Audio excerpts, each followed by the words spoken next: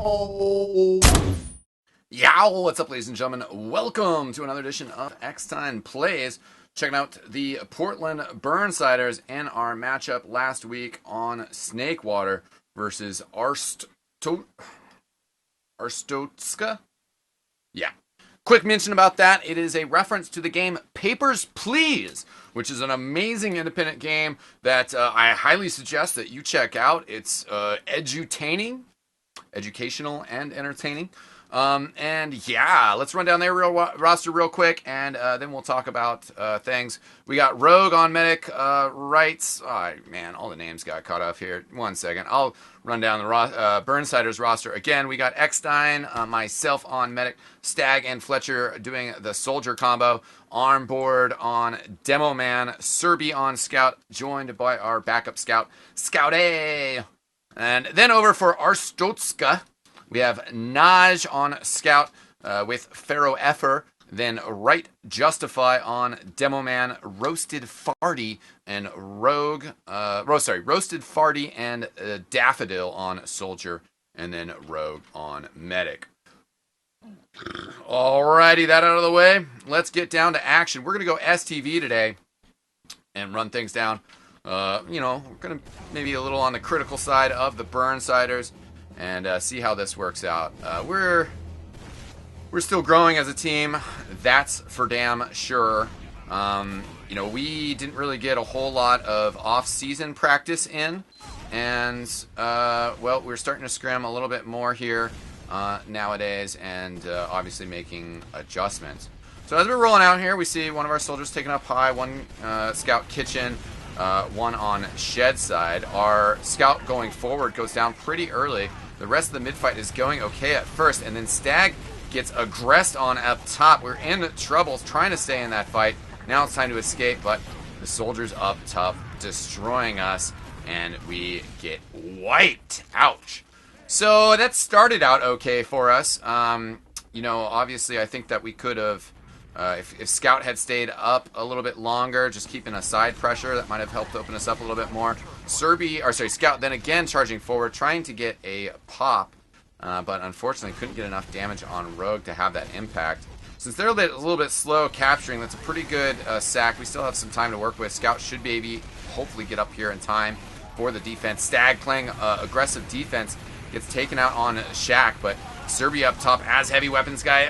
And we're trying to hang in there with Fletcher, but he gets taken out, and a good, clean push from Glory for Arstotzka.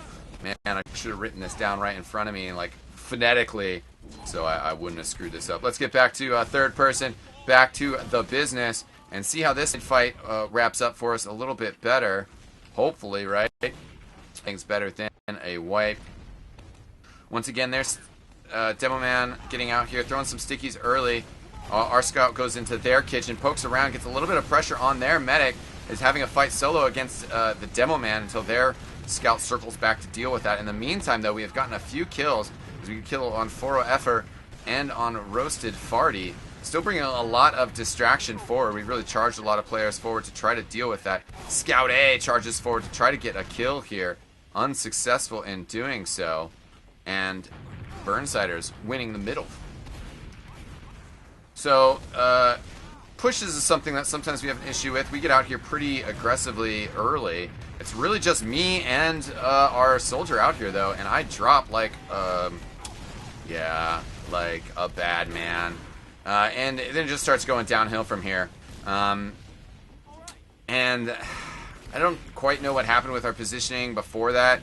If we were just too early and called aggressively too early to push in, because we didn't have the support there as a team. And I think that even if I had popped that Uber, it still was going to go sour for us.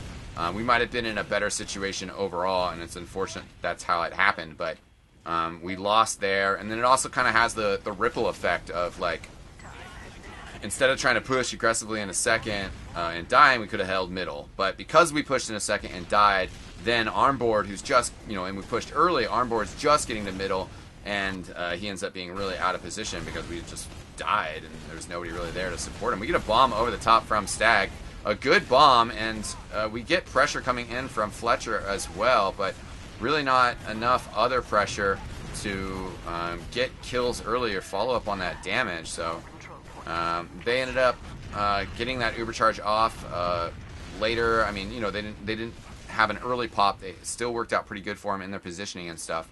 And one thing that we're definitely trying to work on is our demo and combo positioning. And I think there our demo could have maybe been a little bit more forward, or maybe it's tough to say. And we're looking for all the feedback that we can get.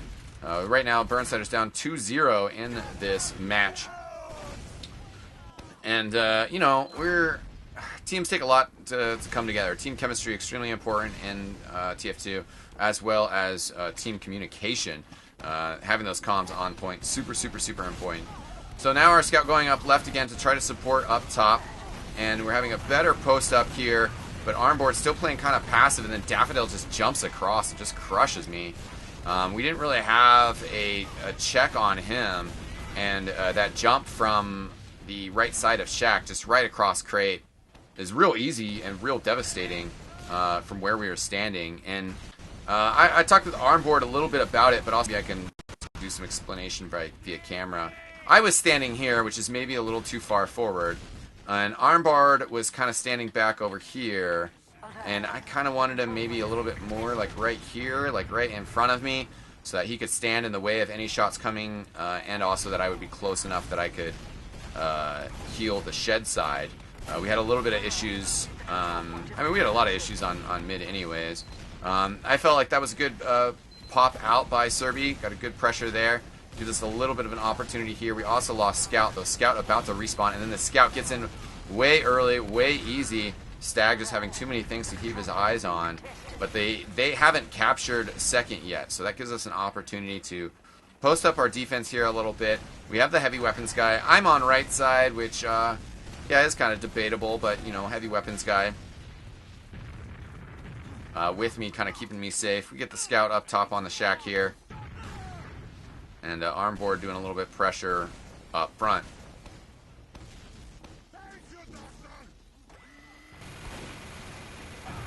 Right now, keeping tabs on things. We have a charge. They are about to have a charge. They have a sniper as well.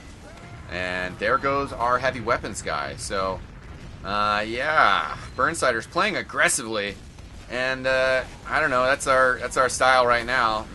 Certainly, maybe not doing the best for us. We should hopefully be able to get Scout coming in to help with the cleanup. Good flashes around by the red red medic, excuse me, and Stag getting taken down by that sniper who's just sitting in the back.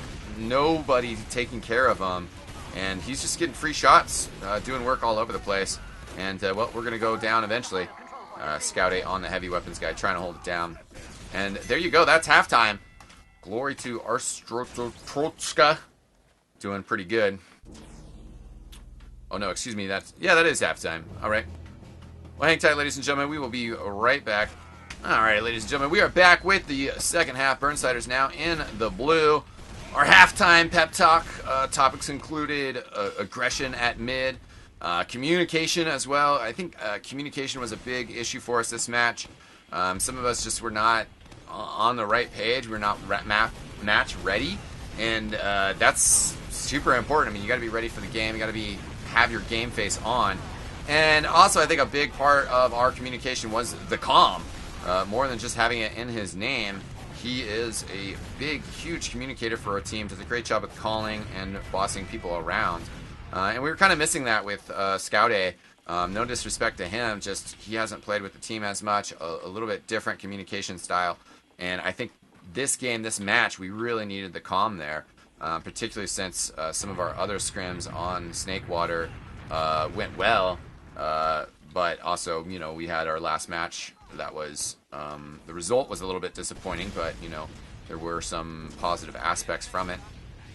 So, we're playing kind of forward on Shutter. They hadn't taken second yet. Pretty sure I was calling people to not go in there, but we do get a little bit of poke in there. From Scout A that ends up taking him down. And again, this is just the reality of 6v6 in matches. You know, like it's 100%. You have to just play extremely clean. and we were at a player disadvantage, still at a player disadvantage. Now he's respawning, and the fight's already wrapped up. As he comes out here, we do get a bit of contesting of what's happening, but a pretty easy push and capture from them, taking it to 4-0. You know, again, off of a not very good mid-fight. And then our last match, you know, we had really awesome, positive defenses of last. But, you know, you can't set yourself up for that if you're 5 out of 6. It does not work so well. So as we split up here, our scout's a little bit bunched up on right side. One goes to that right kitchen, though. He's going to go for that big flank. Scout A goes down, and I'm under duress, but am getting protection. Stag gets arrowed, and then he comes back out here, gets a nice rocket kill on the soldier on the side. It is Stag and Armboard and I. We're going to run out and take middle here, no problem, though. So, continued work. We get the kill, but Naj coming in and gets the drop on me, and then that puts us in trouble, and we get cleared up. And I'm pretty sure, I would have to back it up. You guys can see on the VOD, but I'm pretty sure that scout went around on this right side, and when we were over here, we saw him, and it's like scout on kitchen, and then like we moved up, and nobody took care of him, and then he just ran around from behind and cleared him out. If your pocket, and this isn't like a thing against Fletcher, this is just me, you know, my style of pocket. I think pocket is the one who's most responsible for keeping track of those sort of calls. You know, if a scout is called of lurking around, then you have to watch for it. That was kind of another disappointing drop to lose another player there. You know, we again just kind of talking about sixes. Like, I mean, Armboard literally bit the bullet there, but I would have liked him to metaphorically bit the bullet and sucked it up and been like, you know what, we're 2 out of 6. I would like to get a trap up on second, but realistically, any trap that I put up there, you know, is probably not going to get us any kills, or if we do stop them, it's just going to slow us down a little bit, and it would just be better overall if I just stayed alive. And that's how it goes in defense. Sometimes in the defense TF2, you really have to play passive. You really just have to have patience and just wait, find somebody, get a pick, and then move forward. So they do have a sniper that's working out that left-hand side. We haven't really necessarily done a great job countering him. He keeps rotating back and forth, which is great, what he should be doing. And there we go. We lose Serb on right side as that sniper rotating back and forth, and Serb getting sniped down. The sniper comes back out here. I popped, I believe, to save Stag. I was a little bit worried about it, but it ended up being an early pop. My Uber fades fairly quickly, and we're in a lot of trouble. Fighting behind truck here. I come around the side, looking to get some action. Oh, no. Get sawed down. Give Rogue 201 a kill. And there you go. Arstotzka gets the victory. 5-0. Laying down a beating on the Portland Burnsiders. Glory to Arstotzka, indeed. They're doing a great job controlling the border, not letting us get anything. So, you know, things to take away from that. You know, definitely there was some communication aspects of where our team is, where our position is. There's some other communication aspects that are more on the listening side than the speaking side. You know, because you can make calls. You can make all the calls in the world, but, you know, if everybody's just making calls and nobody's reacting, then the calls are not going to do you any good, really. So, some call issues, some communication issue, definitely a little bit of mid-posturing issues. Never really got things going, and gave up a lot of easy kills that enabled easy pushes. And it's hard to make defenses when defensive plays when you're setting the other team up. So that's about that. We have 2 matches coming up this week. One is a guaranteed victory. Boom, in the bank. Burnsiders guaranteed to at least be 1-3 by the end of this weekend. And hopefully, though, we will be 2-2.